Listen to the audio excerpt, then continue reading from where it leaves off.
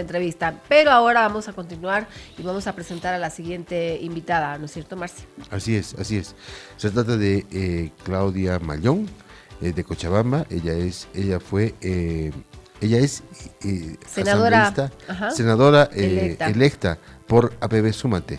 Felicidades, Claudia, pues bienvenida al programa. Buenos Buen días. día, Claudia. Muy buenos días, Marcelo, un saludo, Gabriela, y también a toda la audiencia de Radio Monumental. Bien, ¿qué implica o cómo te sientes al haber conseguido el espacio en la Asamblea Legislativa y cuáles son los principales aspectos que vas a ver apenas asumas el cargo y cómo ha sido el proceso además, ¿no? Cuéntanos un poco cómo ha sido la campaña, cómo has visto todo este proceso, los resultados también. Varias preguntas en una, adelante. Empecemos primero por el tema de la campaña, ¿no? Ha sido una campaña puerta a puerta para posicionar nuestra propuesta de país a la cabeza de nuestro líder Manfred Reyes Villa. Lo habíamos hecho en los 9 departamentos.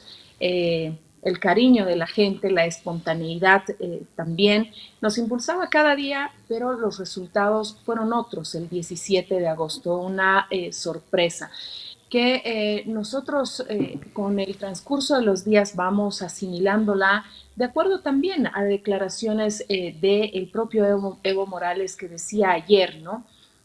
Estos votos de Lara y de Rodrigo Paz son nuestros votos. No ha ocurrido magia, no ha sido un tema, como algunos decían en política, de un outsider, ¿no?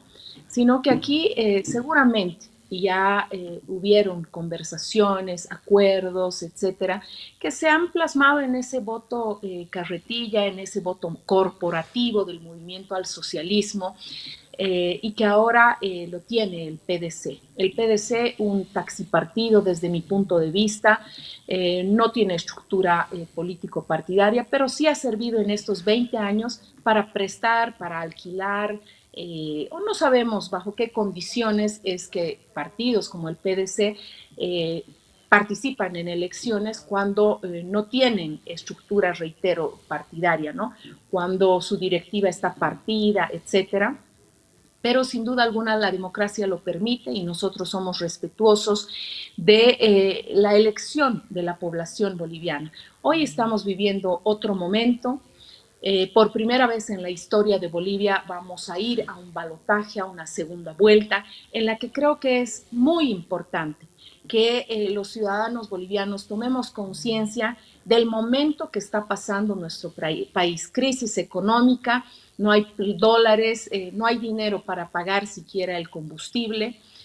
Dentro de poco se dice que incluso el gas va a faltar en nuestro país, entonces hay que hacer modificaciones profundas a diferentes leyes, necesitamos una nueva ley de hidrocarburos, seguridad jurídica y seguramente en este tiempo, antes de la segunda vuelta que va a ser el 19 de octubre, los candidatos, tanto Rodrigo Paz como Tuto Quiroga, tendrán que convencer al ciudadano y decirnos si realmente tienen una propuesta económica para frenar esta crisis o no, o simplemente son ofertas electorales que entusiasman a algunos segmentos como los adultos mayores con una supuesta renta de dignidad de 2.000 bolivianos cuando en plena crisis económica no hay dinero, no hay dólares, entonces no sabemos de dónde lo van a sacar. Quisiéramos escuchar aquello, coherencia, responsabilidad al momento de referirse al electorado, porque está en juego el futuro de nuestro país y el futuro cercano. Estamos hablando de qué va a suceder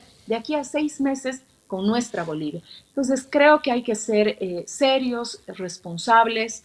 El tema ya pasó, la campaña, ya hay autoridades electas, como ustedes lo decían en un inicio, una nueva configuración en la Asamblea Legislativa Plurinacional, 5 fuerzas políticas. No menos importante, APB Súmate, tengo la responsabilidad y el compromiso porque soy la única senadora electa en representación de APB Súmate. Entonces, ese compromiso está ahí con mucha responsabilidad para con Bolivia, para poder viabilizar todo lo que beneficia a nuestro país y a la población boliviana que genere estabilidad en este momento de crisis. Claudia, ¿cómo estás? Buen día. Yo creo que estoy en lo correcto. Cualquier cosa me corriges, por favor. De conductora de televisión y consultora política a senadora electa.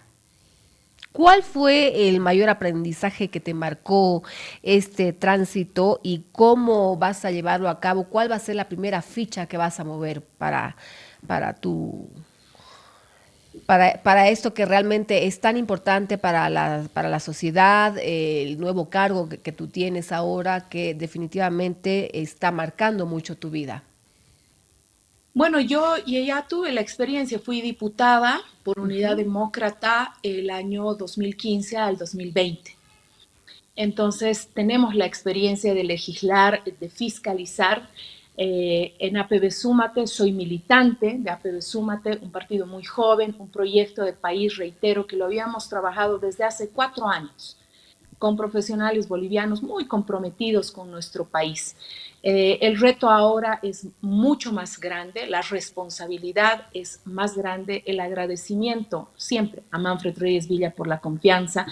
Creo que lo más importante, reitero, es trabajar y priorizar lo que el país en este momento necesita. Aunque suene reiterativo, nueva ley de hidrocarburos, una ley del litio, hay que aprobar el presupuesto general del Estado, por ejemplo, y eso implica, como decía yo en un inicio de la entrevista, llegar a consensos, diálogo. El que llegue al gobierno, ya sea Tuto Quiroga o Rodrigo Paz, tendrá que generar una suerte de consensos para lograr objetivos en beneficios de la población. Y la tarea para quienes somos autoridades electas es un reto muy grande, es recuperar la credibilidad de la población y recuperar además a la Asamblea Legislativa como un espacio de debate de ideas. No más circo, no más shows, porque eso es lo que no quiere la población. Yo decía en campaña y ahora lo reitero, día trabajado, día pagado. Las autoridades electas tenemos que demostrar que estamos a la altura de las circunstancias con trabajo, produciendo propuestas, enriqueciendo la legislatura, pero además fiscalizando al Ejecutivo. Eso va a ser la diferencia entre una asamblea legislativa que se ha aplazado, que no ha logrado esa conexión entre la población y las autoridades electas que siempre deben haber, porque los legisladores somos un puente entre el Ejecutivo y la población. Entonces hay que recuperar aquello, va a ser una tarea ardua, sobre todo generar, reitero, esa credibilidad en la población. Bien, Claudia, hablando un poquito sobre la ley 348, ¿no? Contra la violencia a la mujer. ¿Qué ajustes específicos impulsarías tú para poder fortalecer desde tu bancada esta ley? Hay que hacer serias modificaciones a la ley 348 desde el momento en el que se revictimiza a la mujer cuando pasa por diferentes escritorios para relatar nuevamente el calvario que ha vivido. No es justo, no es justo, pero tampoco es justo una ley que de alguna manera sentencia y prácticamente mata a algunos hombres que en muchos casos ya se ha visto son inocentes. La ley debe ser para todos de la misma manera. No pueden existir ataques mediáticos que entierren a una persona. Entonces creo que hay que hacer serias modificaciones siempre en procura de que la mujer no sea violentada, pero además de generar un equilibrio, reitero. Hay que hacer modificaciones profundas también en consenso, en diálogo con los actores. Es decir, en este caso hay grupos, sectores que están representados de mujeres y hay que escuchar cuál es ese calvario. Yo lo conozco porque he recibido muchísimas quejas en la anterior legislatura, mujeres que nunca han encontrado justicia, pero también varones que por denuncias falsas han perdido su trabajo, han perdido su familia. Entonces hay que hacer modificaciones con los actores para que esas personas involucradas, para que los fiscales, la policía, etcétera, puedan enriquecer esas modificaciones y tengamos una ley efectiva que pueda realmente llegar a quienes más lo necesitan. Claudia, ¿qué modificaciones expresas debería realizarse en esta ley? ¿Cuáles serían las que promoverías, las que apoyarías que se promuevan? Mire, yo primero pienso que hay que hacer una revisión de toda la ley. No, yo tengo una agenda legislativa propia, ¿no? Priorizando, reitero, lo nacional para ya luego bajar a temas más específicos, como es la ley 348, ¿no? Y en ese ámbito pienso que debemos hacer una revisión exhaustiva de toda la ley, ¿no? En realidad, el concepto, si se quiere llamar así, de la ley ha servido para que no existan más mujeres violentadas, para no llegar a feminicidios. Y sucede todo lo contrario. Si usted ve los índices, por ejemplo, en Cochabamba, en Santa Cruz, etcétera, cómo continuamos con mujeres que llegan hasta la muerte. Entonces, eso es lo que debería evitar una ley bien aplicada. Y hay que hacer una revisión, reitero, de toda la ley para hacer modificaciones profundas a una ley 348 que resguarde la vida de la mujer, que no siga revictimizándola, pero también generando un equilibrio para que no existan denuncias falsas, para que no se ataque de manera mediática a inocentes. Eso es lo que queremos, una ley que se cumpla, que sirva para toda la población, que resguarde a la mujer sobre todo, pero que de ninguna manera vaya en desmedro de varones que en algunos casos son inocentes. Bien, por otro lado, Claudia, ¿podrías detallar, digamos, tu iniciativa para poder sancionar el ciberacoso, que es un tema también bastante interesante y muy importante? ¿Qué conductas incluiría y cómo se podría proceder legalmente en este caso? Sí, a ver, esa es parte de nuestra propuesta de agenda parlamentaria, ¿no? Nosotros la trabajamos recogiendo y en un momento de campaña. Muchas candidatas, Eva Copa, Mariana Prado, decían qué terrible es vivir un momento así, despertar y ver las redes sociales inundadas no solamente de insultos, de descalificativos, sino de información falsa que daña no solamente a la persona, sino también a la familia.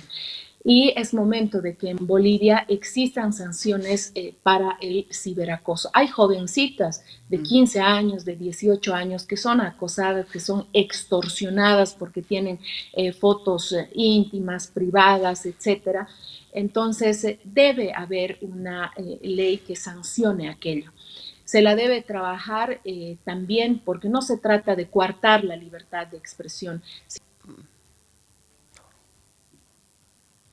Hay un problema con Ahí Que está, tiene te escuchamos. una persona, llámese hombre, mujer. Entonces, en esa lógica es que muchos países, como México, por ejemplo, ya existe una ley que sanciona el ciberacoso. Y en Bolivia tenemos que trabajarla. Es algo que está aquí, las redes sociales son parte de nuestro cotidiano vivir, pero el mal uso de ellas para extorsionar, reitero, para descalificar a una persona, para inventar noticias falsas, debe ser sancionado. Aquí, Bien, adelante. Claudia, ¿qué entiendes por leyes incendiarias y qué propones abrogar y por qué estas leyes merecen ser revisadas, evidentemente? Todo el paquete de leyes incendiarias, ¿no? Que desde la llegada del movimiento al socialismo al poder, sobre pretexto de ampliar las franjas de seguridad en algunos casos, como en Santa Cruz, etcétera, entonces se ha dado paso a los avasalladores. Eh, sobre pretexto del chaqueo que le hace bien supuestamente a la Pachamama, a la Madre Tierra, lo que ha ocurrido y lo que tenemos en el país son avasalladores, dueños de lo ajeno, que han ido en contra de nuestras reservas naturales, de los bosques. Ha sido una tarea que debió haberla hecho esta asamblea, que ya se va, pero que no ha logrado generar aquello. Hoy, reitero, hay una nueva configuración política en la Asamblea Legislativa y tendremos que pensar precisamente si queremos preservar nuestros recursos naturales, si realmente vamos a priorizar defender la madre tierra o lo que vamos a hacer más bien es dar paso a los avasalladores. Debe caer todo el peso de la ley sobre esas personas que quieren hacerse dueños de lo ajeno. Debemos preservar nuestros bosques, nuestra flora, nuestra fauna y hacerlo de manera efectiva, ¿no? Para ello se deben abrogar ese paquete de leyes incendiarias. Hace unos minutos atrás, Claudia, tú propusiste implementar un sistema de sueldos, ¿no? Parlamentarios por día trabajado, mencionabas. ¿Cómo funcionaría este modelo? ¿Qué mecanismos de control tendría? ¿Cómo sería todo esto y cómo favorecería la eficiencia de esto en realidad? Eficiencia. La eficiencia, Y perdón. nosotros ese compromiso lo mantenemos, va a ser un reto, vamos a poner la propuesta en la mesa y ojalá que sea apoyada por la mayoría de los diputados y senadores. Día trabajado, día pagado. Ustedes han podido ver y toda la población hemos sido testigos este año de que apenas 10, 14 sesiones hasta agosto sin ningún resultado, pero percibían el sueldo por encima de los 20,000 bolivianos, cuando cualquier otro ciudadano se rompe el lomo trabajando para percibir un sueldo mínimo de 2.500, 2.800 bolivianos. Entonces, eso por supuesto que genera ese divorcio entre la clase política y el ciudadano. Nosotros vamos a presentar la propuesta porque existen comisiones, comités para trabajar, no solamente es el plenario, entonces hay mucho trabajo por hacer en cuanto se refiere a legislar y fiscalizar y creemos que debe haber no solamente el compromiso de palabras, sino demostrar con acciones que se hace un trabajo efectivo desde la Asamblea Legislativa en bien de la democracia y principalmente de nuestra Bolivia. Bien, en cuanto a la equidad de género, hablando un poquito de los jóvenes también, ¿cómo traducirías, Claudia, tú las prioridades en acciones legislativas o políticas públicas y concretas? A ver, creo que ese es un tema que hoy le va a tocar a quienes aspiran a ser presidentes, Tuto Quiroga y Rodrigo Paz, ¿no? Decirle a los jóvenes profesionales, por ejemplo, miles, cientos de profesionales que salen de las universidades públicas y privadas de Bolivia, no hay empleo. ¿Qué se va a hacer con esos jóvenes profesionales? Si realmente existe o no una propuesta. Legislar, sí, la ley se la puede hacer. Aquí el tema va mucho más allá de una ley o una propuesta, un proyecto de ley. Va en una lógica de políticas del Estado boliviano en este caso. Reitero, estamos viviendo una crisis económica, entonces son temas que hacen y que van a hacer al nuevo gobierno. ¿Qué se va a hacer para generar empleo? ¿Qué se va a hacer para que los jóvenes profesionales no se vayan de Bolivia? ¿Qué se va a hacer con los emprendedores? Entonces son políticas de Estado y quien tomará las riendas de nuestro país tiene que tener una propuesta concreta, clara, responsable, que deberá, sin duda alguna, ser apoyada por la Asamblea Legislativa. Claudia, ¿cómo ha sido el análisis que ha hecho APB Súmate después de las elecciones? ¿Cuáles han sido, dentro de la autocrítica, los errores, los aciertos que se han cometido en la campaña? Me imagino que no ha sido el resultado que esperaban, tal vez sí en Cochabamba, pero o cómo se analiza Cochabamba, que era el fuerte, el resto del país, y cuáles son las proyecciones. Es un muy buen tema el que usted toca, Marcelo, porque sí hay que ser autocríticos, hay que hacer un mea culpa, se han cometido errores dentro de la campaña, pero también hemos sido víctimas desde el inicio, mucho antes de que se empezara la campaña, de una guerra sucia. ¿No? Manfred Reyes Villa estaba muy bien posicionado como favorito en las encuestas, en los sondeos de opinión. Surgió el tema de la basura, que no es un tema reciente, pero que se lo utilizó para dañar la gestión y para dañar a Manfred Reyes Villa. Lo hicieron de una manera, yo diría, certera, pero además estudiada. Hay que recordar a la población que en plena feria internacional Cochabamba estaba inundada de basura. El ministro de Gobierno, ex candidato a la presidencia, Eduardo del Castillo, llegó hasta Cochabamba para cerrar el botadero. Y eso no iba en contra de Manfred Reyes Villa, iba en contra de todo Cochabamba, por el tema de la salud pública, etcétera, pero se dejó de lado aquello porque estaban enfocados en una campaña de desprestigio de la gestión, que es un sello de Manfred Reyes Villa. Entonces, creemos que eso, sumado a encuestas que definitivamente, lo dijimos en su momento y lo reiteramos, fueron manipuladas, fueron pagadas, ninguna encuesta logró siquiera acercarse al resultado. Esas encuestas en algún momento lo que hacían es que en los sectores urbanos la gente diga voto útil, cuando ya no se necesitaba el voto útil. Eso se manejó durante 20 años. Los opositores lo manejaron, el voto útil, pero no se dieron cuenta que había un escenario completamente diferente con otros actores, con otros rostros. Entonces, ese tipo, digamos, de manipulación ha afectado nuestra campaña.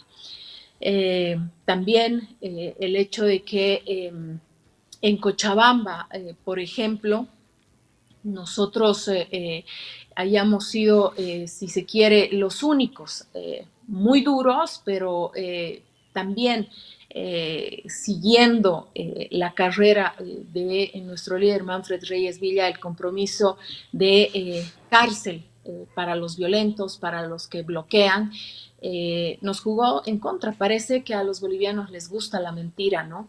Después de haber vivido un 21F, el 2016, de defender el voto, hoy parecería que hemos volcado la página y que nos hemos olvidado de aquello.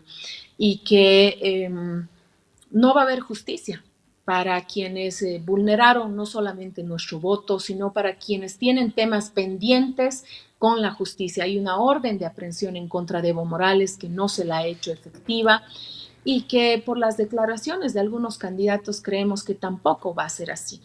Entonces, esos temas han ido, si quiere, de alguna forma jugándonos en contra, pero reitero, es la democracia, es la libertad que tiene todo ciudadano de elegir y nosotros somos respetuosos de aquello.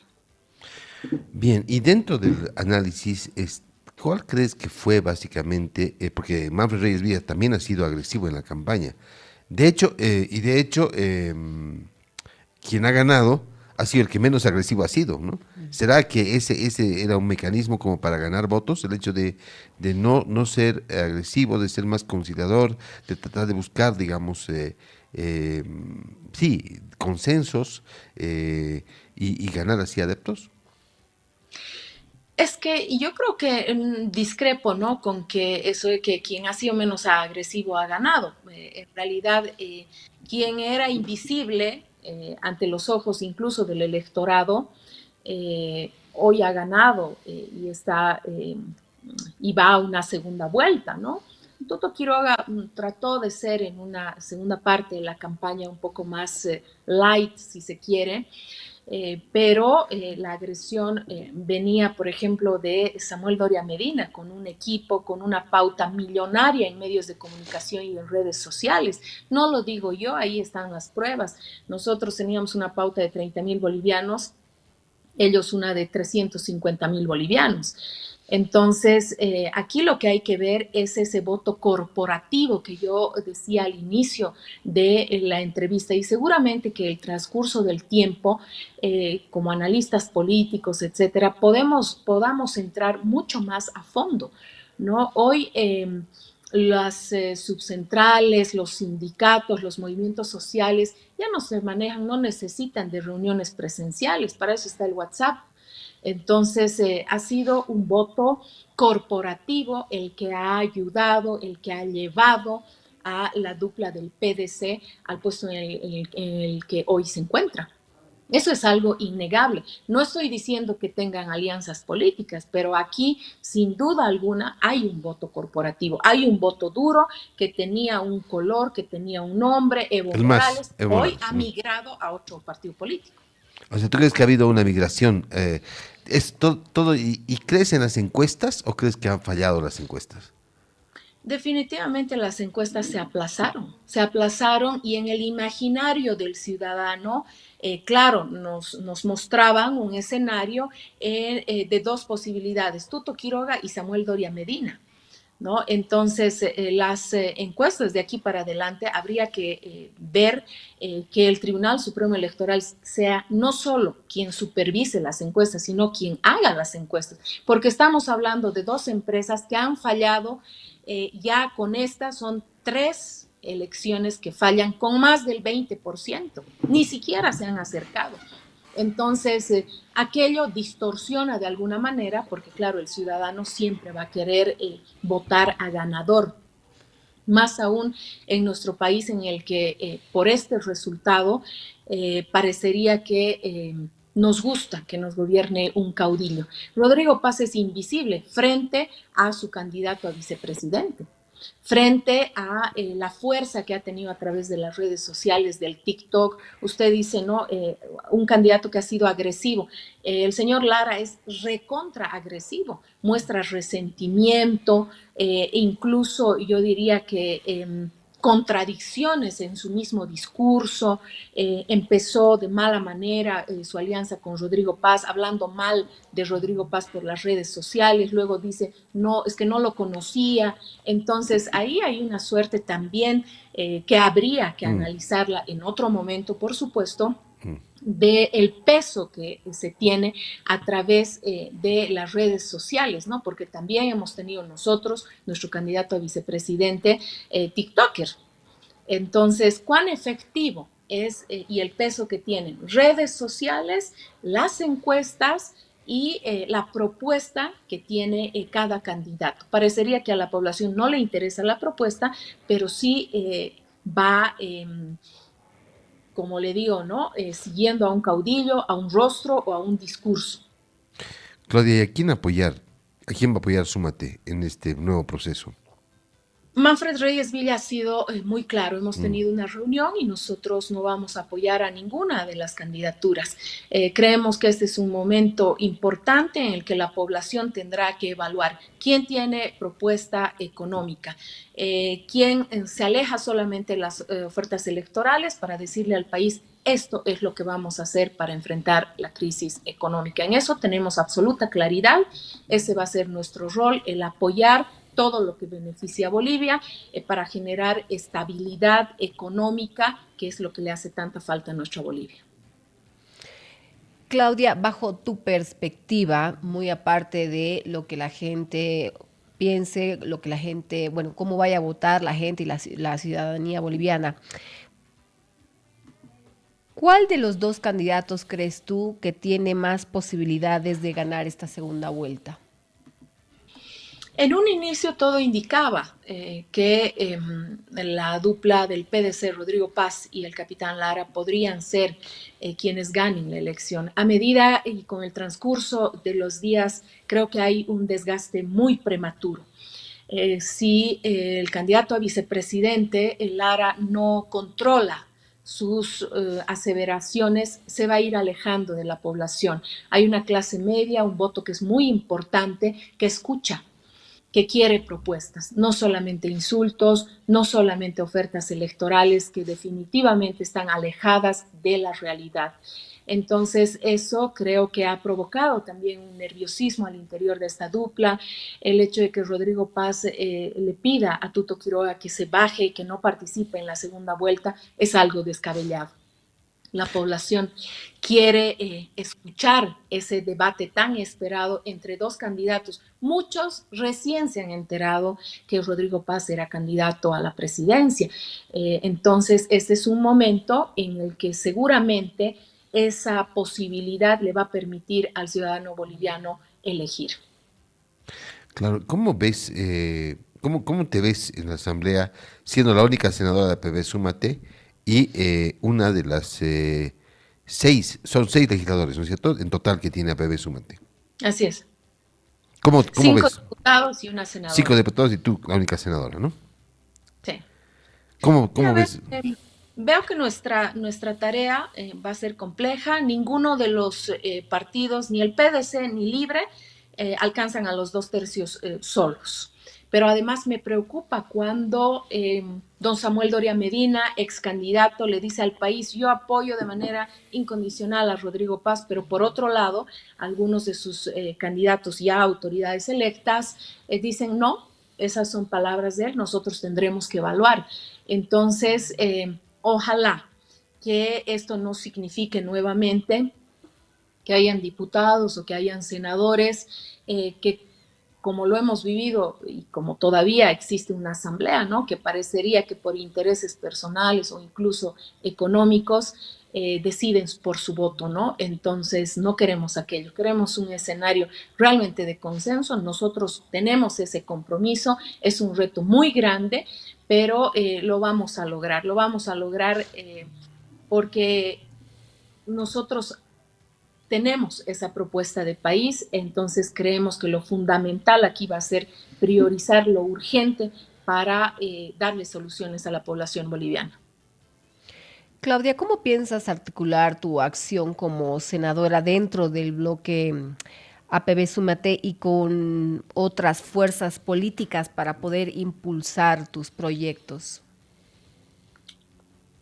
Mira, desde la minoría a mí me tocó, por ejemplo, cuando yo fui diputada, impulsar varios proyectos de ley, como la ley que sanciona la mala praxis médica, la ley para beneficiar a los inquilinos en pleno COVID-19, una ley nacional para reforestar, etcétera.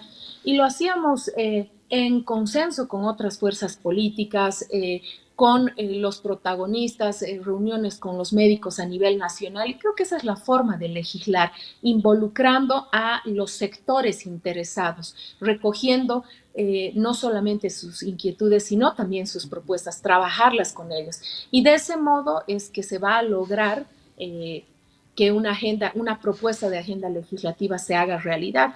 Hay una nueva configuración, 5 fuerzas políticas, y estoy segura de que más de uno va a querer ser parte de esa transformación, de esa propuesta, porque no tenemos legislación. Hace rato mencionábamos el tema del ciberacoso. Va a ser una muy buena propuesta que deberá ser apoyada más allá de quien la proponga, deberá ser apoyada para enriquecer y para avanzar en cuanto se refiere a legislación en nuestro país. Hablando sobre la mala praxis médica, Claudia, creo que ese es otro punto interesante también para apuntarlo. ¿Cómo sería la ley? ¿Cómo estás manejando, proyectando esto? Miren, nosotros ya cuando habíamos trabajado, hay temas, por ejemplo, y en México recojo varios ejemplos de países que tienen dentro de su legislación, por ejemplo, sanciones a la mala praxis médica, ¿no? Y existen entes de conciliación cuando los temas son menores, pero debe existir una sanción cuando hablamos de que se ha perforado un órgano, cuando se ha amputado una pierna que no era la correcta, por ejemplo. Entonces se debe pensar en una sanción para que ese médico no cuente con su licencia y no pueda desarrollar o desempeñarse en su profesión, ¿no? Deben existir sanciones. Hay una asociación, mire, le digo, de personas que han sido víctimas de mala praxis médica en nuestro país.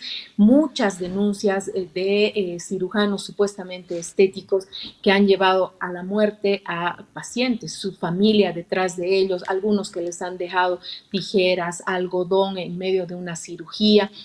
Entonces, son temas que hacen a la población muy sensibles, cierto, que hay que trabajarlos con médicos, con la población, con estas asociaciones de víctimas de mala praxis, etcétera, porque lo que queremos es mejorar, lo que queremos es que haya justicia. A mí muchos me decían, no se puede negociar pues cuando ha habido la pérdida de un ojo, por ejemplo.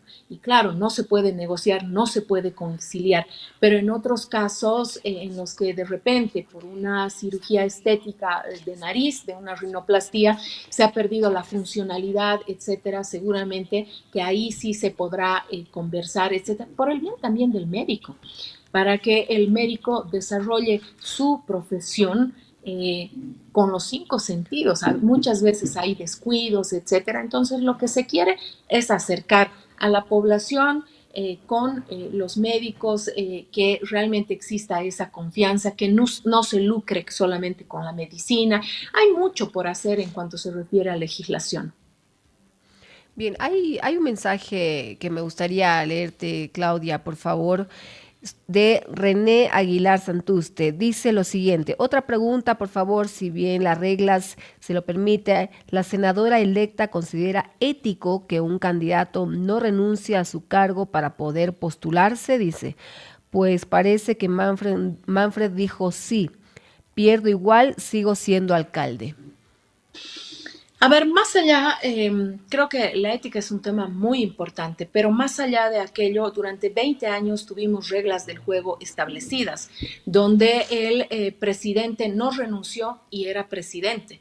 Entonces, es ahí donde la población, la sociedad civil juega un rol muy importante. En su momento dejamos pasar aquello. Y claro, no solamente fue Manfred Reyes Villa, fueron muchísimas autoridades que no renunciaron porque fueron también elegidas por voto de la población. Entonces, eso es algo que se debe modificar dentro de la Constitución Política del Estado. Es una propuesta que nosotros la tenemos dentro de esa propuesta de país como APB Súmate. El propio Manfred Reyes Villa decía hay que hacer modificaciones a la Constitución Política del Estado. Un reto, y yo ya tengo preparado, por ejemplo, nuestro proyecto de ley, si es Rodrigo Paz o Tuto Quiroga quien llega a la presidencia. Ambos tendrán que demostrar con acciones, nunca más reelección, ni continua ni discontinua. Entonces, que cumplan con su palabra. Son propuestas que deben ir acompañadas de acciones. Reitero, hemos arrastrado durante 20 años una constitución política del Estado, reglas del juego, hechas a la medida de Evo Morales.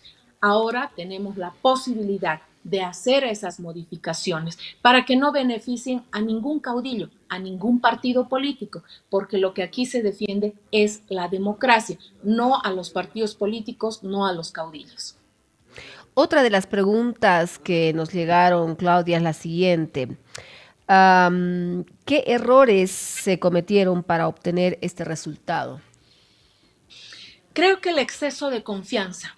Manfred Reyes Villa es un hombre que ha confiado muchísimo en quienes se decían operadores políticos, en quienes eligieron a candidatos en varios departamentos que lamentablemente creyeron que solamente se tenían que colgar de la figura de Manfred Reyes Villa y eso nos ha hecho muchísimo daño.